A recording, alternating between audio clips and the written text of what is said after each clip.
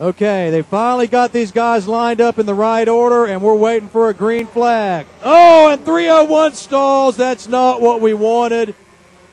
Tyler Cook stalls the car on the line. The young man may have fallen under the pressure of knowing the family was watching. I hope that's not the case, but Tyler definitely stalls the car at the start, and now he clears, and we'll see him coming through turn one now. Okay, Stretch family, we're going to hang in there with the kid and see if he can turn fast laps. That's the key, to recover quickly and see if you can turn some fast laps. Out front, Andre Martins leads over Doug Cox. So Cox, your pole sitter, is being led currently by Eduardo Martins. A strange finish at the pre-final as Martins actually just about stopped coming onto the finishing straight, and Cox finished off with the win. I still have not figured out why Eduardo Martins slowed down so dramatically in that final corner, but he did, and Cox took the win. But now Martins out front, Cox right on his back bumper. In the third spot's the Trinidadian Garcia, and then Tim Roberts on the Moto engine powered plant again takes off. Jorge Fernandez in fifth, and then I believe that's Carbone already up into the sixth spot. Carbone in the sixth spot already. Unfortunately, our battle with Tyler Cook did not materialize as the young man stalled it on the line. Look at this, Garcia jumping up in there. The Trinidadian running right with Doug Cox now as they make their way down into the turn two area. So we got a Brazilian, a Floridian, a Trinidadian, and I believe a New Jersey driver, Tim Roberts, forgive me. Roberts, the number 402, is out of Indiana, Tim. Out of Indiana. And then there's Carbone, the Brazilian driver, blowing around. Again, we do have a relationship with the Rock Island Grand Prix, and we will be sending the winner of the Stock Moto Points Championship from the Florida Winter Tour to the Rock Island Grand Prix, our annual Rock Island Grand Prix event coming off later this year. I believe, I'm 99% sure, on the Labor Day weekend every year. Forgive me, Roger, if that's wrong, but I'm pretty sure it's right. Oh, and look at this, as we got a lapper already in the play, as we got somebody having a problem, and now it's holding up our front three. That's not a good thing. This lapper having some sort of problem now, and he's got the leaders all over the back bumper. Oh, this could get ugly. I think we had that's what it is. We had a car spin and then restart directly in front of the leaders, and this is going to be very interesting. Eduardo Martins now trying to get by. Oh, Cox has a big problem down in turn 10 and falls back into the clutches of Garcia. Okay. Martins. Oh, that's not good. Martins used that to full advantage, and Cox now. Oh, this is not good. That lapper is holding up the front four and finally lets them all go by. That allows Eduardo Martins to have like a 5-car length gap now. We'll see if Cox can reel him back in.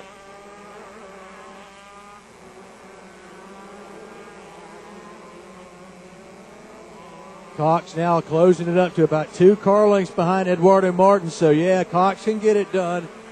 We'll take a look at the lap times. 47.0 for Martins, 47.2 for Cox, 46.8 for Ryan Garcia. So the fastest lap so far by Ryan Garcia, the Trinidadian, in third, a 46.80 for the number 412, starting in third. 407's getting a blue and yellow flag, so a move over for the 407. They kind of seem to have a problem finding that car, though. Let's take a look at Tyler Cook and see what kind of lap times Tyler's turning. Victor Carbone leading the class, a 46.455. Good grief, that's ridiculous. And Tyler Cook, a 46.615. So about less than 0.2 of a second. So Cook definitely would have had something for Carbone if he could have started with him, as they were running very similar lap times. Up front, Eduardo Martins continues to lead over Doug Cox in second. Then the 412 of Garcia fading in third. We got C. Roberts followed closely by Carbone. Now this This will be interesting because Carbone is much faster through the infield, but Tim Roberts has that built moto package which just powers off the corner compared to the stock moto. So I think I'll watch that for a minute. Keep my eye on the front as Doug Cox now is very close to your leader and master shifter, Eduardo Martins. Here comes Carbone doing an inside-outside move on Roberts and tries to pull him. Not going to happen, man. The horsepower and the torque on that built moto being used to full advantage by Tim Roberts as he just pulls away from Carbone up the straightaways. I'll tell you, folks, that's very impressive.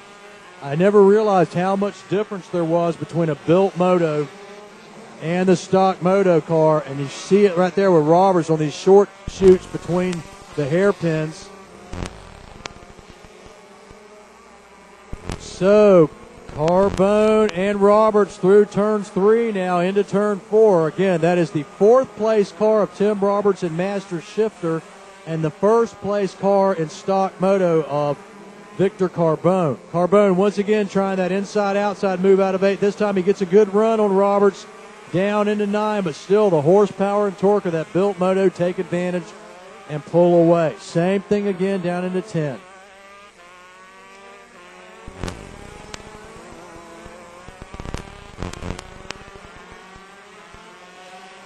So the 402 getting shown the move over flag. That's going to be difficult to do because he's racing for position.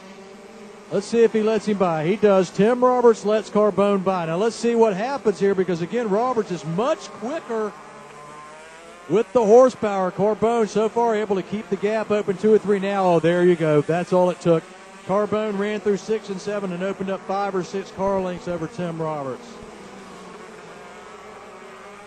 So a good move by the officials as they ask Roberts to let Carbone by. He does, and Carbone immediately jets out. Let's see what happens to Carbone's lap times. A 46.344 was his fastest so far.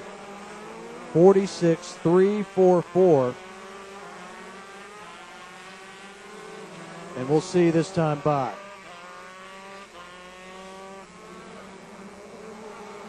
Not able to improve in that lap, but now that he's got a clear track ahead of him, we'll keep our eyes on Carbone's lap time for this next lap, as for the first time in the entire race, he has a clear track ahead of him. Your leader, Cox, goes by.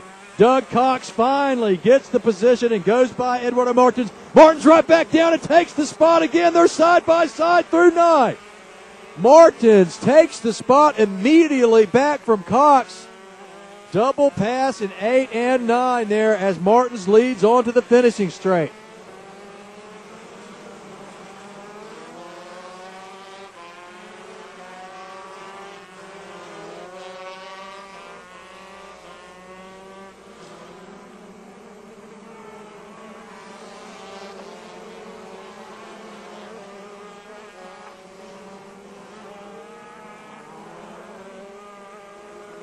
Got drivers taking a look back now as our leaders come through 7 and 8. Garcia starting to be under pressure from the stock moto leader of Carbone.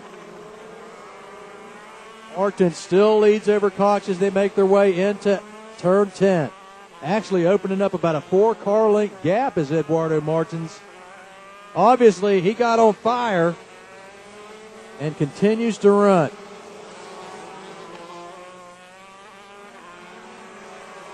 Martins now checking out on Doug Cox. I guess Eduardo has gone to sleep up there in the front, had no idea how close Cox was.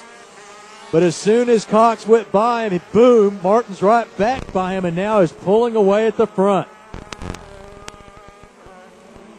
Okay, here comes that battle for the 3rd spot overall. That's the 3rd place of Garcia in Master Shifter, the 1st place of Victor Carbone in the stock moto category.